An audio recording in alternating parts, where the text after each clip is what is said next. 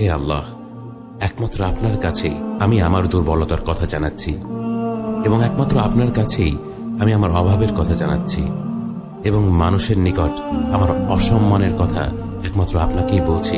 হে আরহামার রাহিমিন, আপনিই তো প্রতিটি দুর্বল ব্যক্তির রব, এবং আপনিই আমার রব। আপনি কার কাছে আমাকে ছেড়ে দিলেন?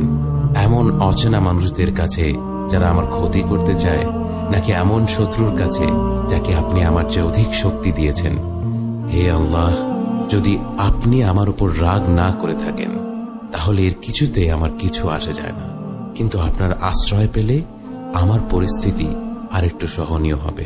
হে আল্লাহ, আমি আপনার চেহারার নূরের কাছে আশ্রয় চাই, যা সব অন্ধকারকে উজ্জ্বল করে দিয়েছে, যা দুনিয়া এবং আখিরাতের সব বিষয়ের সংশোধক।